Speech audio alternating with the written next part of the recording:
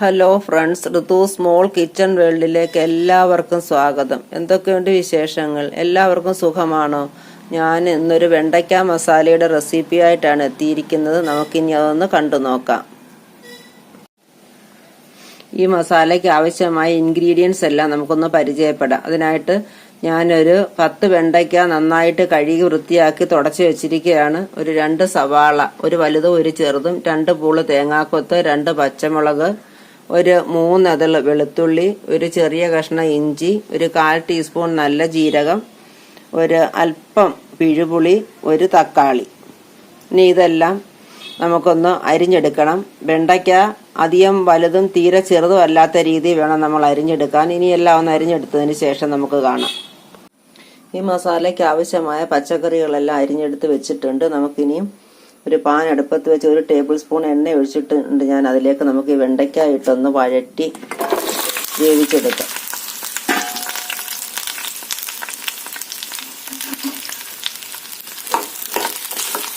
അത് വഴണ്ട് കിട്ടുന്നതിന് വേണ്ടി നമുക്കൊരല്പം ഉപ്പൂടെ ചേർത്ത് കൊടുക്കാം.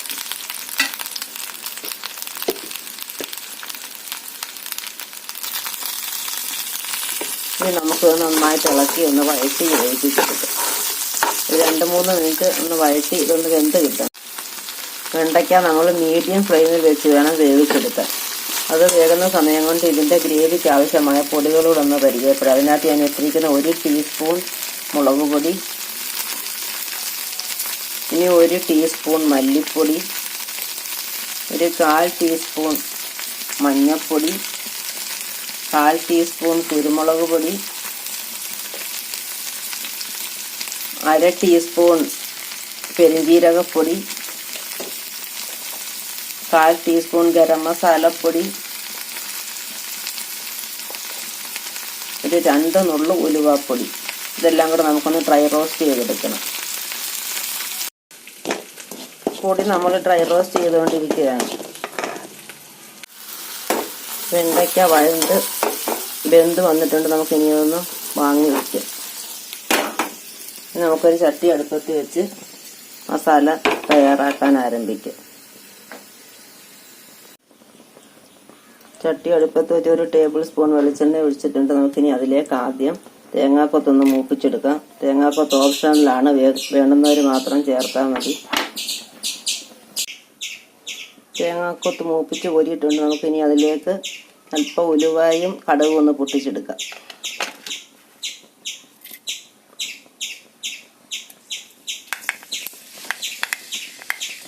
കടുകും പൊട്ടിക്കഴിഞ്ഞ് ഇനി അതിലേക്ക് ഒരു 1/4 ടീസ്പൂൺ നല്ല ജീരകം, ചെറിയ ജീരകം ചേർത്ത് കൊടുക്കാം. അത് മൂത്ത് കഴിഞ്ഞ് അതിലേക്ക് നമുക്ക് ചെറുതായിട്ട് അരിഞ്ഞ് വെച്ചിരിക്കുന്ന ഇഞ്ചി ചേർത്ത് കൊടുക്കാം.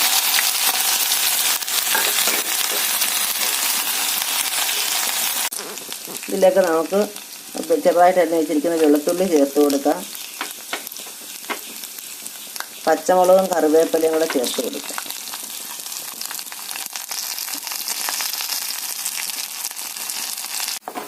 ഇനി ഇതിലേക്ക് ചെറുതായിട്ട് അരിഞ്ഞ് വെച്ചിരിക്കുന്ന സവാള കൂടെ ചേർത്ത് നന്നായിട്ട് ഇളക്കി വഴറ്റാം. സവാളയുടെ പരുവത്തിന്, സവാള പെട്ടെന്ന് നിന്ന് വഴണ്ടി കിട്ടുന്നതിന് വേണ്ടി ഒരല്പം ഉപ്പ് കൂടെ ചേർത്ത് കൊടുക്കാം. ഇനി നന്നായിട്ടൊന്ന് വഴറ്റി സവാള ഒരു ചെറിയ ബ്രൗൺ നിറം ആകുന്നിടം വരെ വഴറ്റിയെടുക്കാം. ലോ ഫ്ലെയിമിൽ വെച്ചുകൊണ്ട് വേണം വഴറ്റാൻ, കൂടുതൽ തീ കൂട്ടരുത്. സവാള വഴണ്ട് ഒരു ചെറിയ ബ്രൗൺ കളറായിട്ടുണ്ട്. നമുക്കതിലേക്ക് നമ്മൾ എടുത്തു വെച്ച തക്കാളി പേസ്റ്റ് ആക്കിയാണ് ചേർക്കുന്നത്. തക്കാളിയുടെ പേസ്റ്റ് കൂടെ ചേർത്ത് കൊടുത്ത് പച്ചമണം മാറുന്നിടം വരെ നന്നായിട്ട് ഇളക്കി കൊടുക്കാം.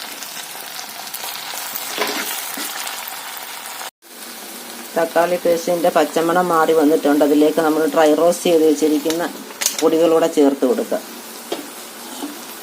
ഇനി നന്നായിട്ട് ഇളക്കി കൊടുക്കുക.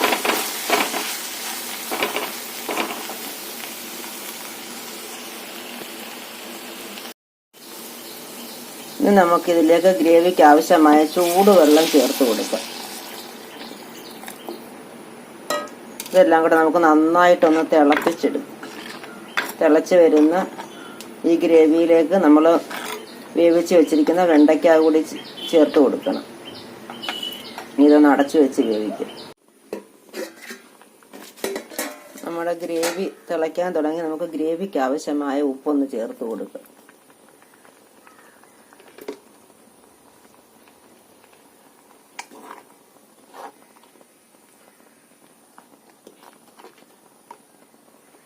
ഇതെല്ലാം കൂടെ നന്നായിട്ടൊന്ന് തിളയ്ക്കുമ്പോൾ നമുക്ക് വെണ്ടയ്ക്ക ചേർത്ത് കൊടുക്കും.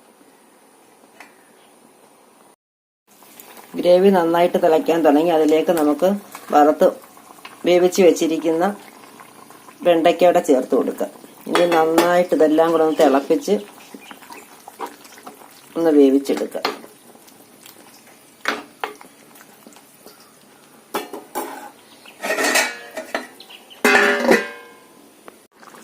ഇതിലേക്ക് നമുക്ക് പുളിയുടെ ജ്യൂസ് കൂടെ ചേർത്ത് കൊടുക്കാം. ഞാൻ പിഴുപുളി എടുത്ത് വെച്ചെങ്കിലും ഞാൻ വെരിക്കോസിന് മരുന്ന് കഴിക്കുമായതുകൊണ്ട് എനിക്ക് പിഴുപുളി കൂട്ടാൻ പറ്റത്തില്ല. ഞാൻ കുടംപുളിയുടെ ജ്യൂസാണ് ചേർത്തത്. പിഴുപുളി ചേർക്കുന്നതിനാണ് ഏറ്റവും കൂടുതൽ ടേസ്റ്റ് കിട്ടുന്നത്. ഇതും നല്ല ടേസ്റ്റ് ആണെങ്കിലും പിഴുപുളിയാണ് ഏറ്റവും കൂടുതൽ ടേസ്റ്റ്. ഇനി നമുക്കിതിലേക്ക് നമ്മൾ വറുത്ത് കോരി വെച്ചിരിക്കുന്ന തേങ്ങാക്കൊത്തൂടെ ചേർത്ത് കൊടുക്കാം.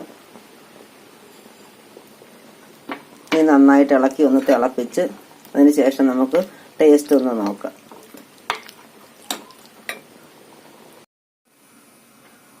നമ്മുടെ വെണ്ടയ്ക്ക മസാല ഇവിടെ റെഡിയായി. ഞാൻ അതിൻ്റെ ടേസ്റ്റ് നോക്കി. നല്ല ടേസ്റ്റ് ഉണ്ട്. മസാലയും ഉപ്പും പുളിയും എല്ലാം അതിൻ്റെ പരുവത്തിനുണ്ട്.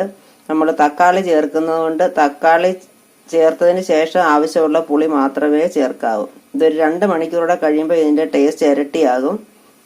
അപ്പം ഈ മസാല നമുക്ക് ചോറിൻ്റെ കൂടെയും ദോശയുടെ കൂടെയും അപ്പത്തിൻ്റെ കൂടെയും എല്ലാം സൈഡായിട്ട് ഉപയോഗിക്കാവുന്നതാണ്. ചപ്പാത്തിക്ക് എല്ലാം ഉപയോഗിക്കാവുന്നതാണ്. എല്ലാവരും ഇതൊന്ന് ട്രൈ ചെയ്യണം. ഇഷ്ടപ്പെട്ടാൽ ലൈക്ക് ചെയ്യണം, ഷെയർ ചെയ്യണം, കമന്റ് രേഖപ്പെടുത്തണം. സബ്സ്ക്രൈബ് ചെയ്തിട്ടില്ലാത്തവർ ഒന്ന് സബ്സ്ക്രൈബ് ചെയ്യുകയും സബ്സ്ക്രൈബിന്റെ തൊട്ടടുത്ത് കാണുന്ന ബെൽ ബട്ടൺ അമർത്തി ഓൾ എന്ന ഓപ്ഷനും കൂടെ പ്രസ് ചെയ്ത് എന്നെ ഒന്ന് സപ്പോർട്ട് ചെയ്യണേ.